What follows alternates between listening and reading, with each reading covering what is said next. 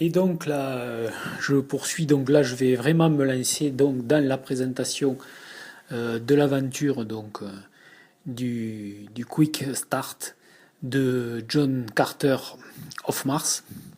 Donc, dans une première petite vidéo, j'ai présenté un peu l'univers de John Carter avec le film et la saga de roman de Edgar Rice Burroughs. Là, je vais maintenant, dans cette deuxième vidéo, me consacrer un peu plus donc au compte rendu de la partie de jeu de rôle, donc une partie découverte du nouveau jeu de rôle de John Carter of Mars de Modifius Entertainment. Donc voilà. Les joueurs, donc comme je disais dans la fin de la première vidéo, donc il y a Denis donc, qui a joué Cantoscan, un Jedwar.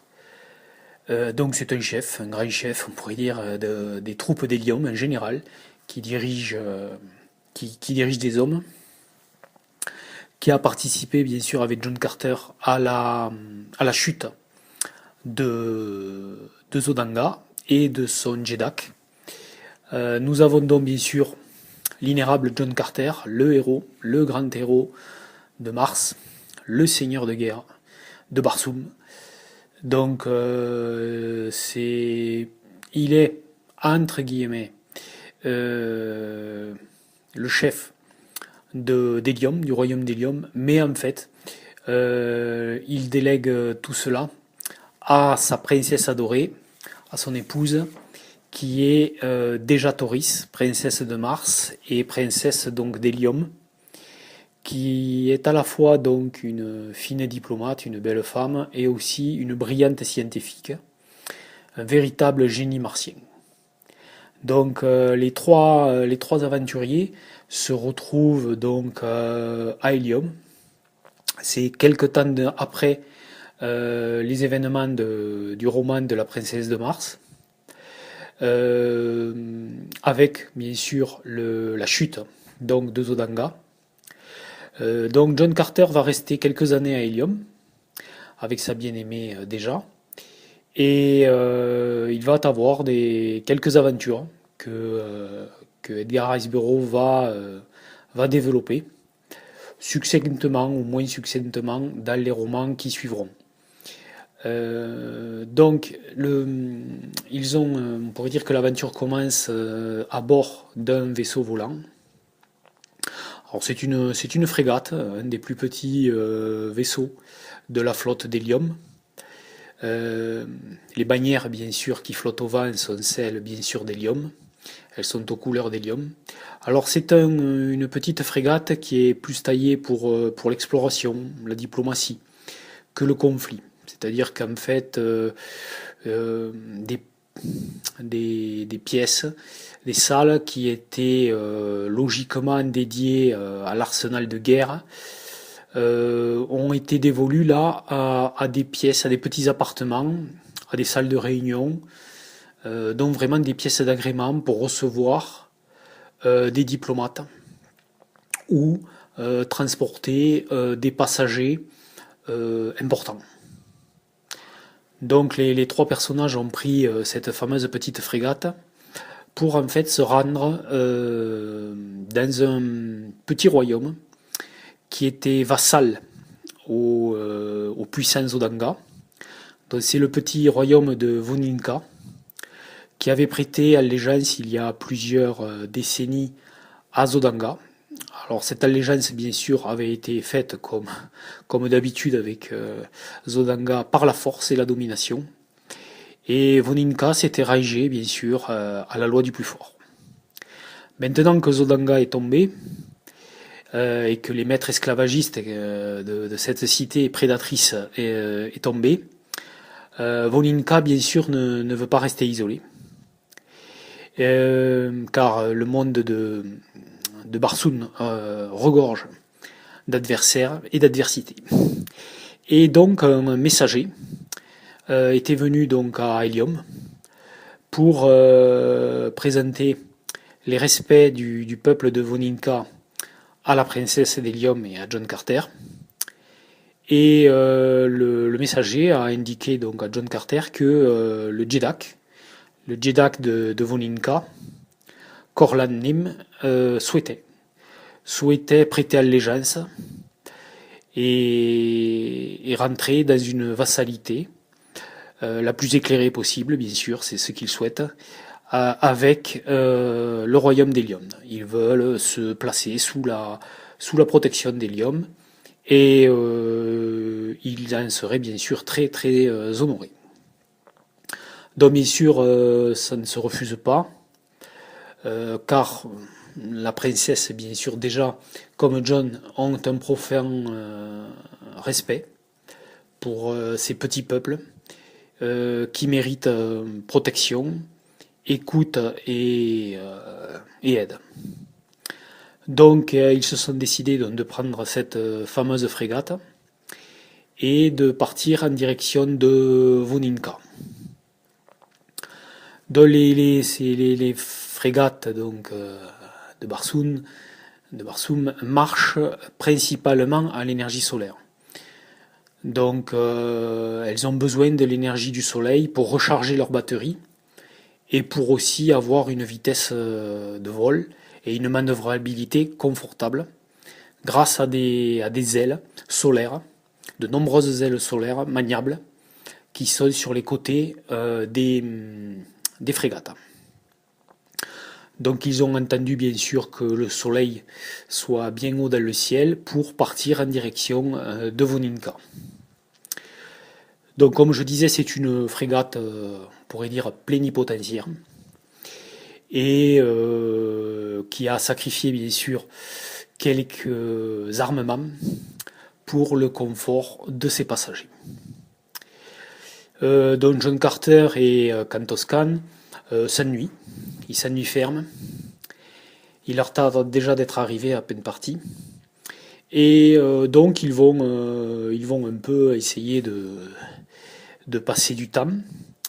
Et donc Kantos Kan propose à John Carter de prendre les commandes de la frégate et de montrer un peu les capacités de pilotage qu'a le Jedorah. Et peut-être essayer de montrer à John Carter qu'il est meilleur pilote que le Jarsonian. Donc Kantos Kan prend la barre de la frégate et c'est vrai qu'il révèle vraiment de fines compétences de pilote. Bon, il réussit, donc Denis réussit un super G. Il passe 3 succès, ce qui est pas mal. Et donc, il laisse la barre, bien sûr, à John Carter. John Carter qui se défend pas plus mal aussi. Il arrive à montrer qu'il a lui aussi intégré quelques manœuvres au niveau du pilotage de la frégate. Mais bon, franchement, Kantos Kan prend l'ascendant sur ce petit test de pilotage. Donc pour vous dire, pour faire les tests, comme je vous avais un peu parlé sur mon petit article là sur le blog, bon, en fait on prend la combinaison de 2 attributs qui ont été là, donc daring et raison, donc on pourrait dire audace plus raison, et on les additionne, donc ça fait une valeur, et on lance 2 D20, et il faut que le résultat soit inférieur ou égal à ce nombre. Et si, en plus, on fait un résultat plus bas que la plus basse des 2 valeurs, ou égal, on gagne encore un succès supplémentaire. C'est comme ça que Kantos Kan a pu passer 3 succès. Donc, alors que les 2 gaillards, donc John Carter et Kantos, se livrent à ce petit duel de compétences de pilotage, déjà Toris, elle, en fait, met ce temps un peu mort à la pratique de la science. Donc en fait, elle s'est plutôt réfugiée dans ses appartements. Elle a toujours, bien sûr, des petits outillages, du matériel d'analyse et scientifique qu'elle installe dans ses appartements. Et bon, elle étudie quelques pierres très anciennes qu'ils ont découvert dans les soubassements d'hélium. Et bon, elle se livre à quelques études sur ces matières.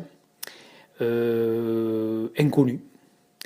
Et bon, malheureusement, bon déjà, comprend qu'il va lui falloir beaucoup plus de temps que juste un petit voyage entre Ilium et Voninka pour pouvoir examiner soigneusement ces pierres.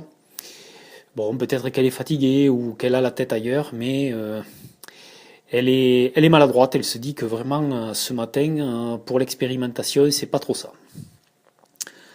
Voilà, donc en fait, pour vous dire, donc Julie a lancé donc empathie plus raison, et pourtant elle a un bon score, hein, donc 14, et avec une valeur basse à 6, mais elle ne fait qu'un modeste succès. Et donc, bon, elle a commencé un peu à exploiter un peu cet étrange minéral, un peu commencé, mais quand même, elle n'est pas au mieux de son véritable génie scientifique. Donc voilà, ces premiers moments à travers la Mesa désertique de l'arrière-pays d'Hélium. Donc Voninka se trouve dans les marges, bien sûr, du royaume, du défunt royaume de Zodanka. Alors nous reprenons l'action, tout de suite à ce moment critique du jeu. Donc la poussière retombe, le fracas de l'éperonnage s'étiole dans l'air. John Carter se tourne et il voit donc Kantos Khan qui est prisonnier, prisonnier sous un gros morceau de bois. Il est blessé. Ouais. Denis n'a pas réussi son jet de dés et a subi donc quelques points de perte dans sa réserve de blessures. John Carter, lui, a pu esquiver le gros des écueils. Et déjà Toris, incroyable, alors que son appartement est sans dessus-dessous, qu'il y a eu un choc terrible, et bien la belle déjà, Toris, a fait preuve encore de sa célérité et de sa capacité d'acrobatie, qui même elle a bien du mal à reconnaître. Elle a évité à peu près tous les meubles dangereux qui lui tombaient dessus. Et elle s'en sort indemne de ce puissant accrochage et choc. Donc les soldats ennemis et inconnus débarquent sur le pont. L'équipage est vraiment dans le désarroi le plus total. Il y a de nombreux blessés. Donc John Carter n'hésite pas.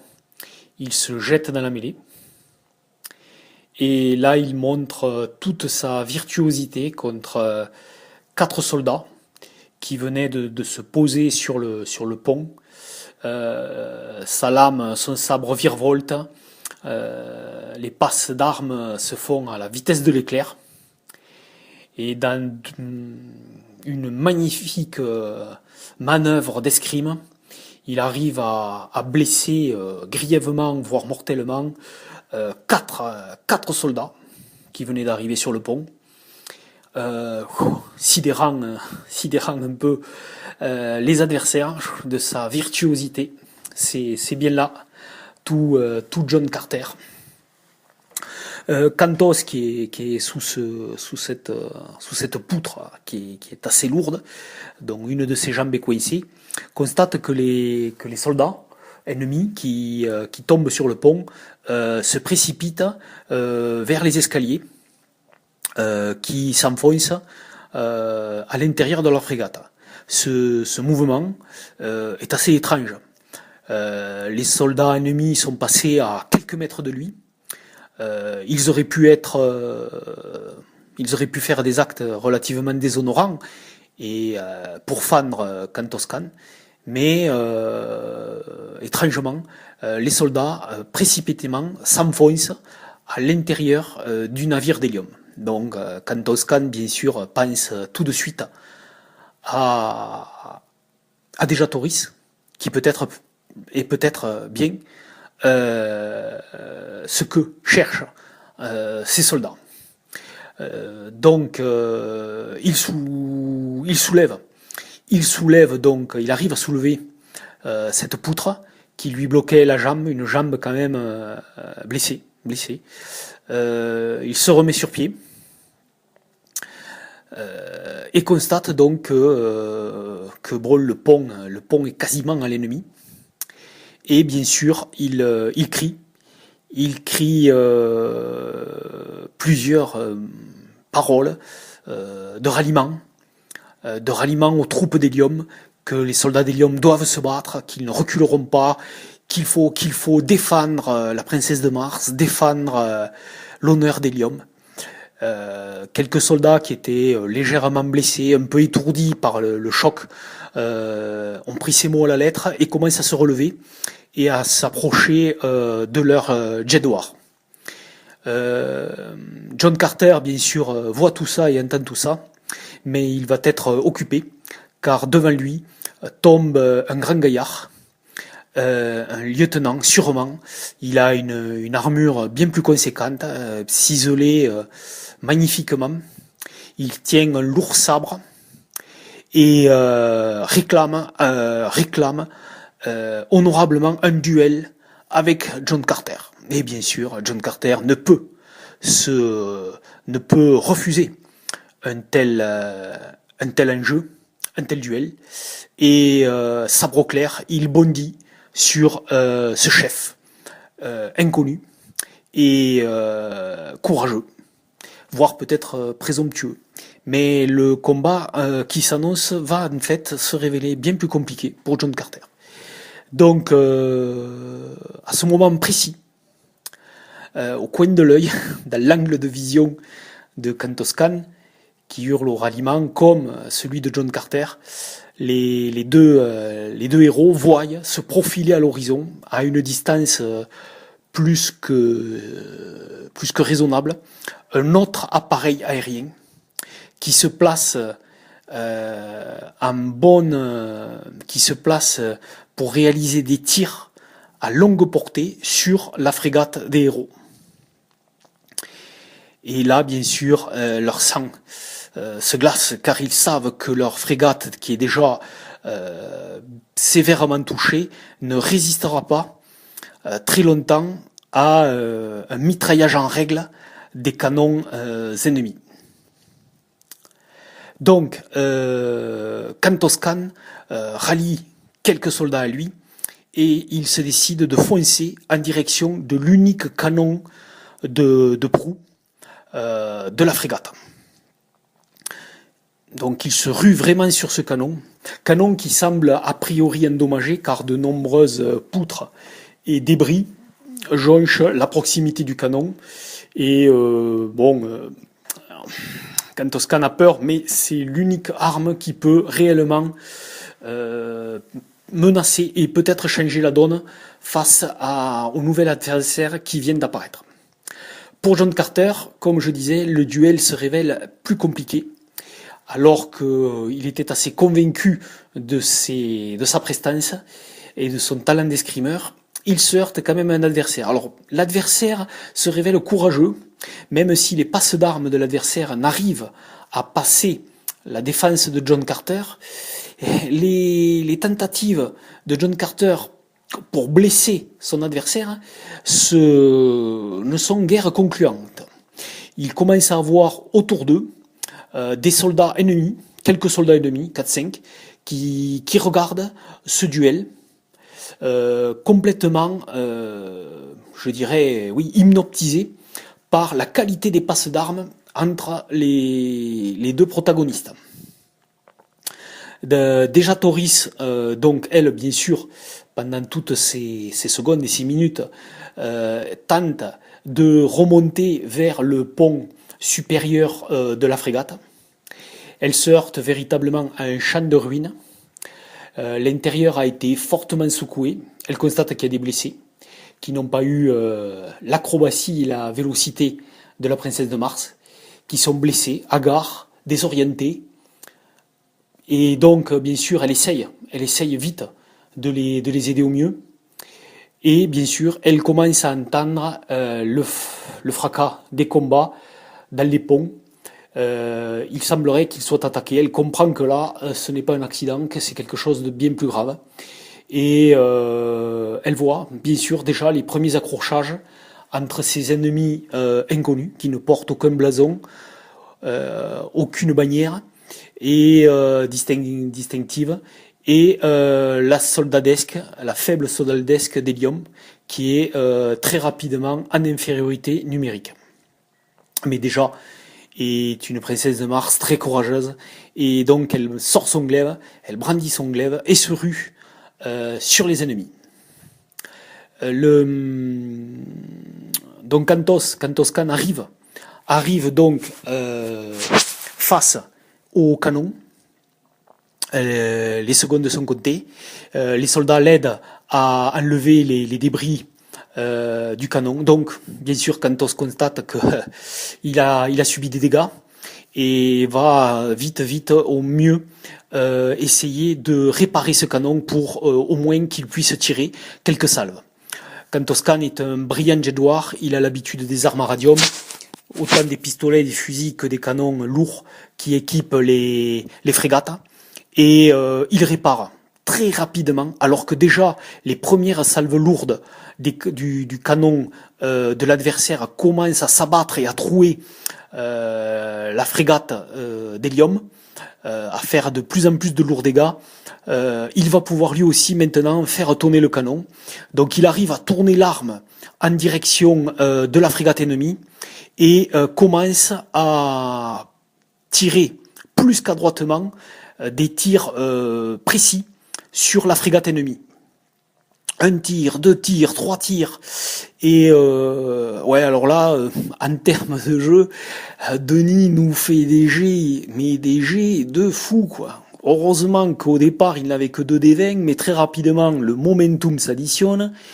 Il arrive à me passer un 3e tir avec 5 D20 et nous fait 7 succès, quoi. Et donc là, au bout de ce 3e round, la frégate ennemie est lourdement touchée, les ailes solaires sont quasiment explosées, et dans un embrasement total, la frégate ennemie s'écroule vers le sol martien, quoi. Donc là, c'est